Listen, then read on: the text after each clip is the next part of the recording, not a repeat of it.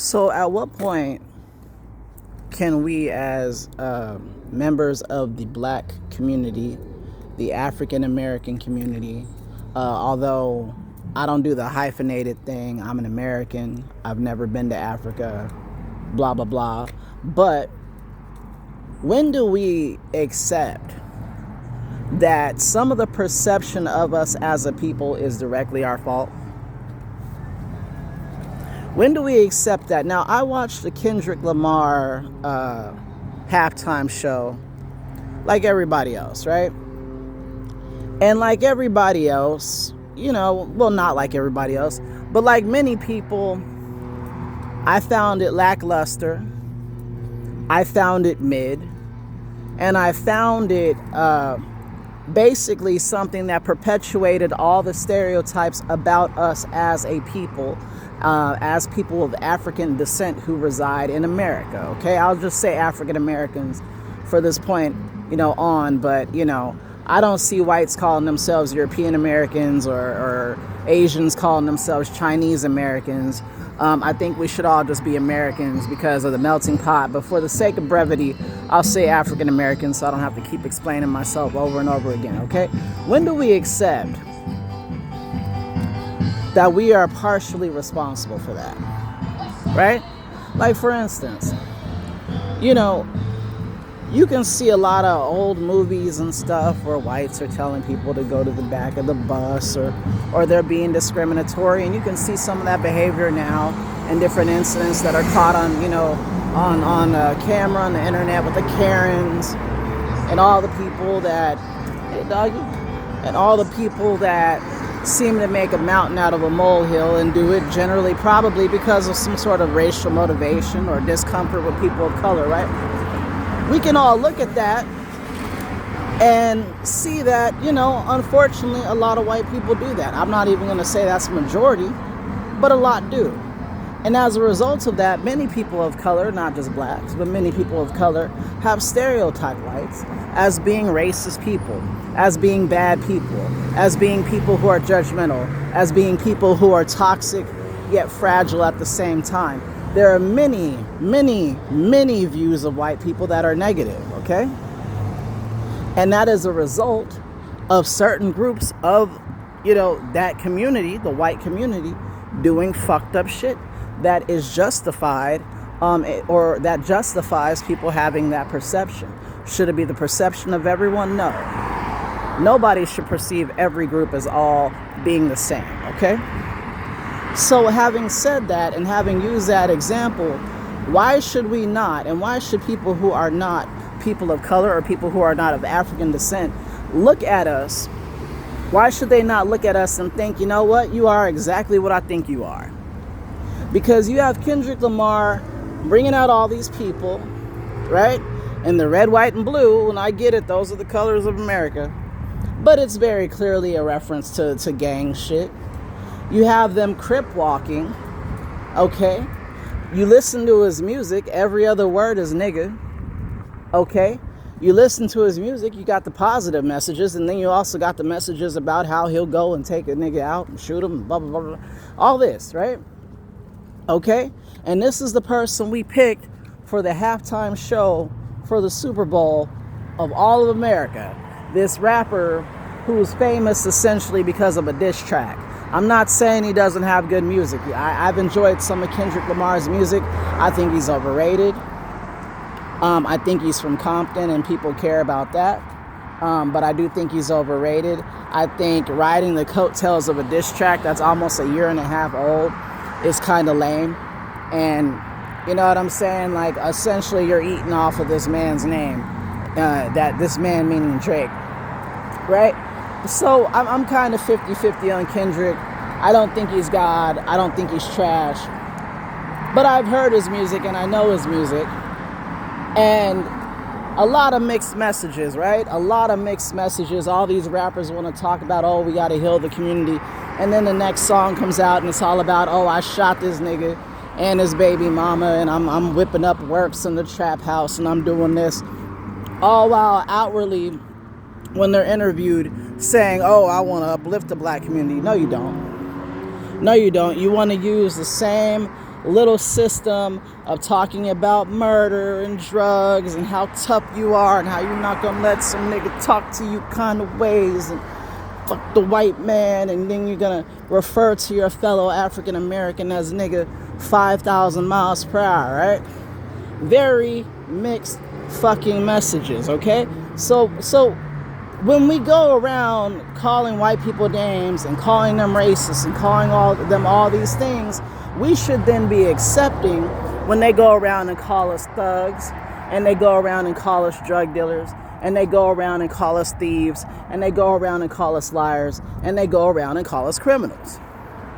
Because the music that we deify and the music that is generally associated with us, and we have control over that, the music that is generally associated with us is negative.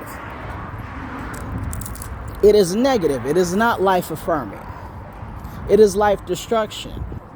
It paints a picture, and I said this in another video, where it's like, oh, I had no choice but to sell drugs, and I had no choice but to rob and do this and join a clique and do all this. I had no choice, right? So again, when is it going to be on us to accept that we are responsible for the perception of our group in America? Now, I talked a lot about narcissism on this channel, right? And I've talked a lot about accountability, which I think is the kryptonite of the narcissist, accountability, right? We are living in a world where, and I don't know if you guys watch this cop body cam shit or whatever, we're living in a world where people can't even be approached about a crime they committed without them screaming racism. An actual crime they committed, that they know they committed, that we got you on tape, but the second you're confronted, you're gonna scream racism, right? Yet, what we're also doing is accusing the person who's arresting us or speaking to us of being racist themselves. So they accuse you with actual evidence. You accuse them because you're pissed and you don't want to go to fucking jail. These dogs are going crazy right now. You know? So how is that fair? Now, do I understand history exists and they used to do horrible things? They, meaning the white population. Not all. There were Quakers and there were abolitionists who always opposed this shit. That's not a feature of history they want to talk about too much. But I know that white people have done some horrible shit. I know that they've got some dirt in their closet. I know that there's a feeling of superiority that many of them have without them even knowing it. You could tell by their condescension, especially white liberals, in how they speak to you. Case in point, brief story. I had a person that, it's just a person that I really don't need to deal with anymore because, anyway, I was talking to this girl, white girl, just talking in a friendly sense. And, I voted for Trump. That's a feature of this channel. I voted for Trump. I don't regret it. I think he's a great president, and I think he's already done a lot of great things. But she went ahead and sent me an article about how Trump was ending DEI and how she warned me. And I'm thinking to myself, I'm like, bitch, I'm a healthcare professional. There's no DEI in my world. If I show up, right, and I don't know how to do the thing, the person dies. So I don't get to get in because of my skin color or gender or any of that other bullshit. I have to actually come with real evidence of skills. These are things I have to do. This isn't a thing they suggest.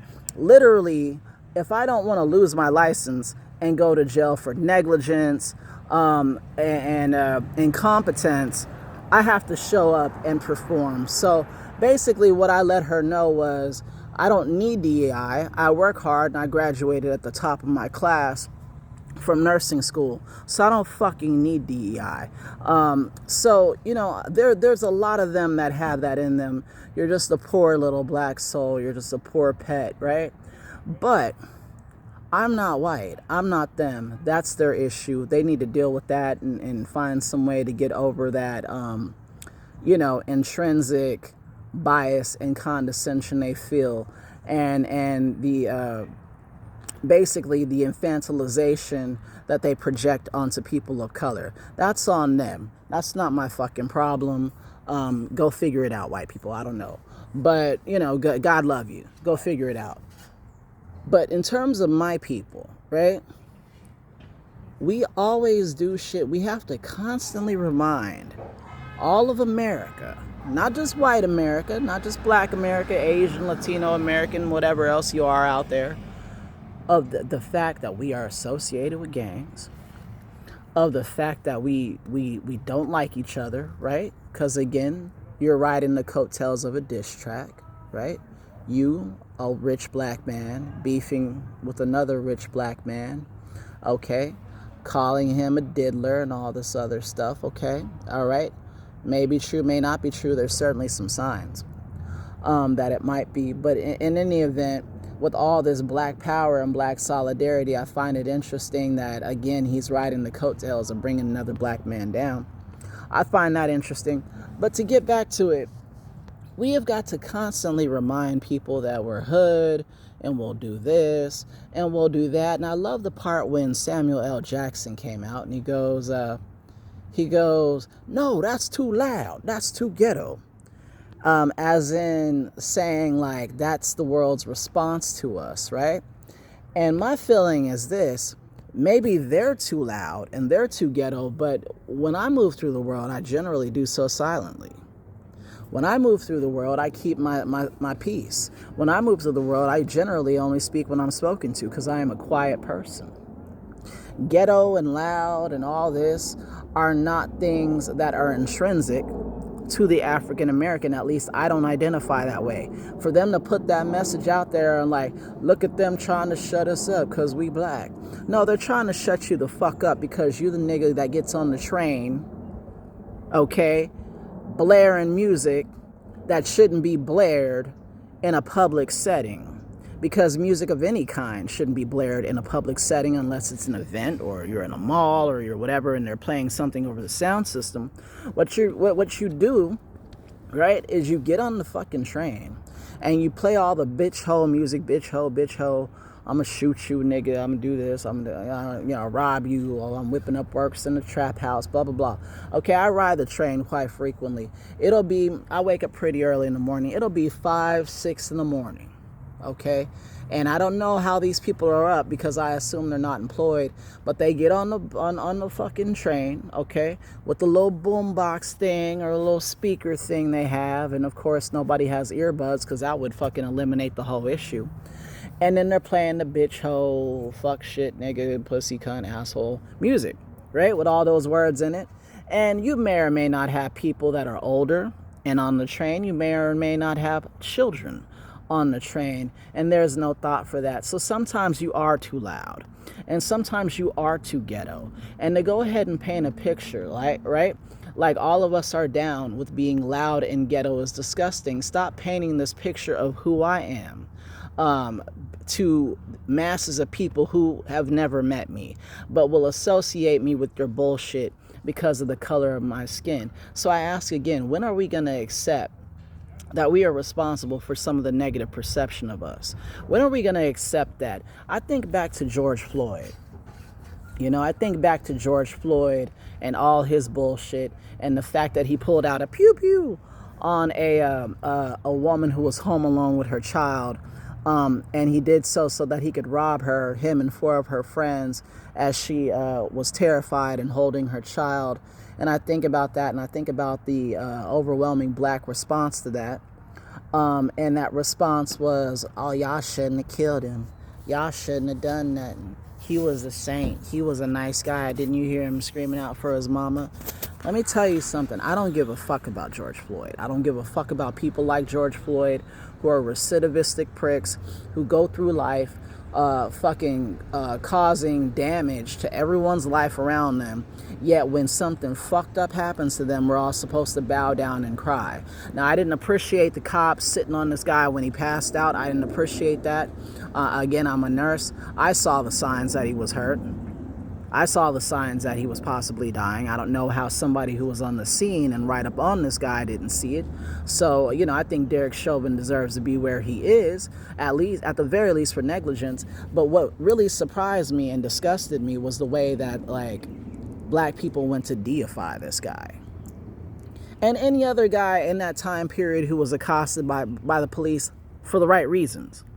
Literally people who had just graped someone, of course that's YouTube speak, and were confronted by the cops and fought the cops and did all this and tried to pull a knife out on the cops, and the cops go pew pew, and all of a sudden it's racism and it's horrible, and you got Black Lives Matter coming out and all the black people are marching.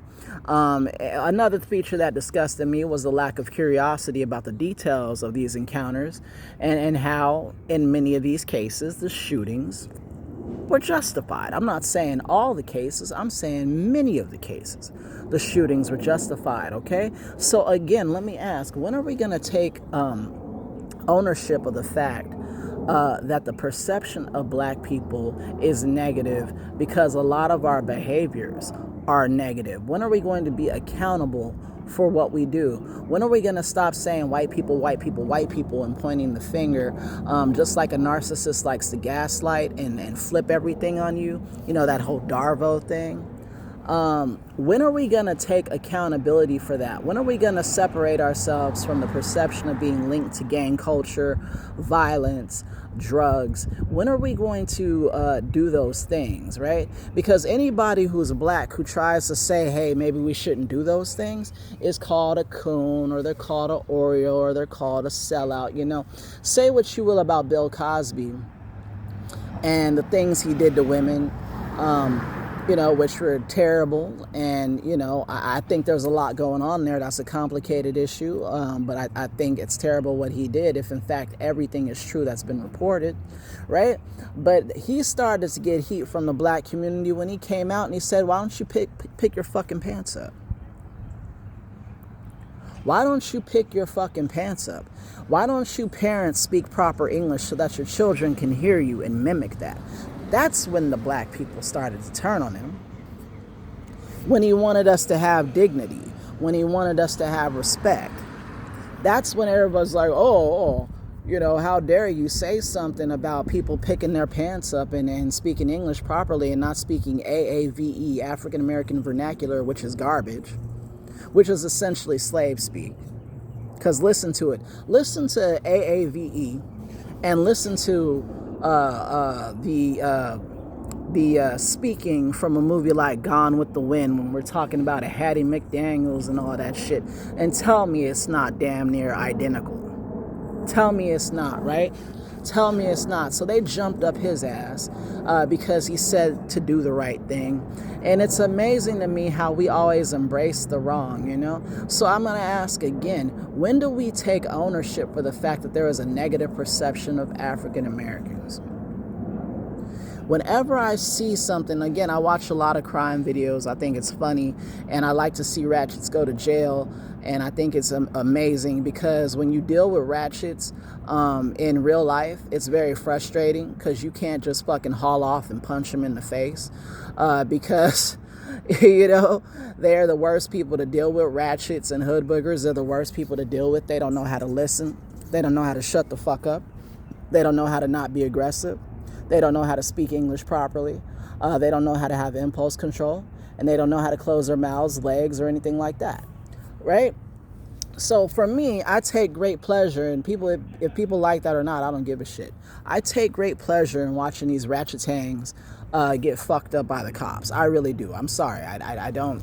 It's an outlet for me, because if I do it, I'm going to jail, right? So you can take all them hood buggers to jail, get them off the street, and maybe we could go ahead and ship them over to an island and just call it Church's Chicken Island and bomb that shit. I don't know. But I watch this shit, and it's just amazing to me, the lack of self-control, the lack of this, the lack of that, and inevitably, one of the things that comes out is, I gotta call my baby daddy.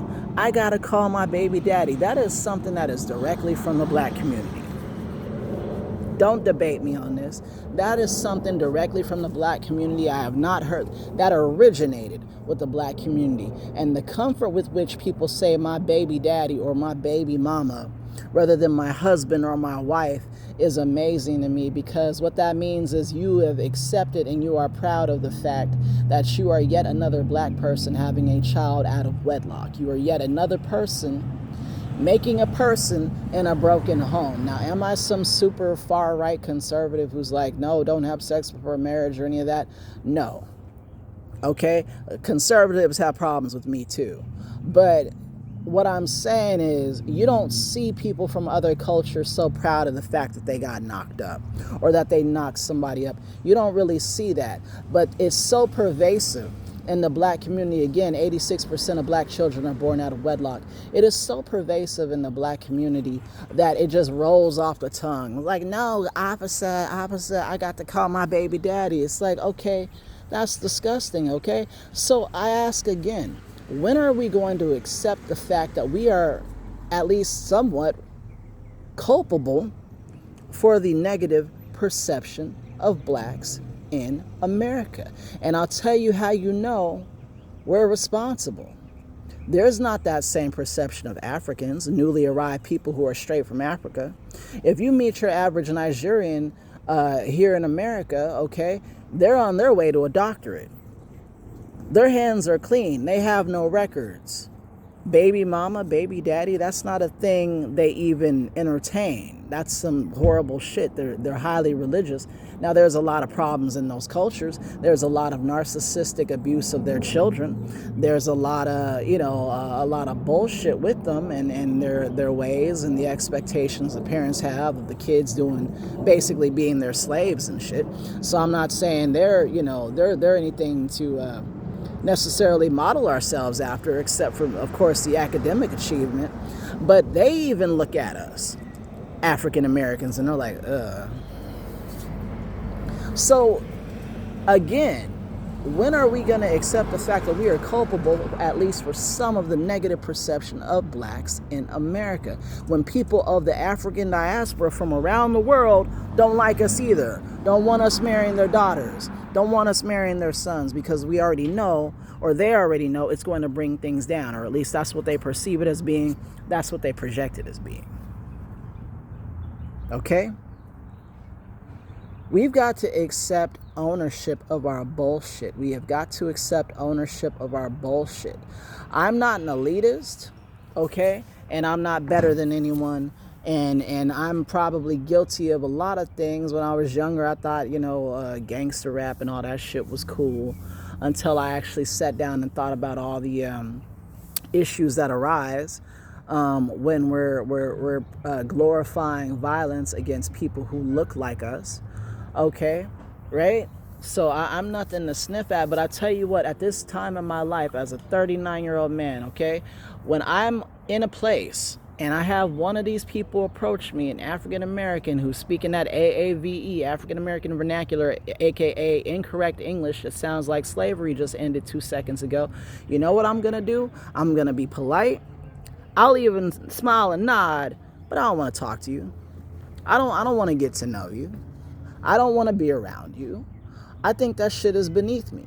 We've been in this country 400 fucking years and you still can't speak English properly? You got a TV, you got a iPhone, you got an Apple Watch, you got a tablet, okay? You got people all around you in the world. You got bosses, you got all this shit, and you haven't been able to sit down and listen and learn about tenses and what should be a plural and what should be a singular. You don't know how to do that. Let me ask again, are we not somewhat culpable? 400 years of hearing this shit, we still can't speak English. Are we not somewhat culpable for the negative perception of African Americans in this country?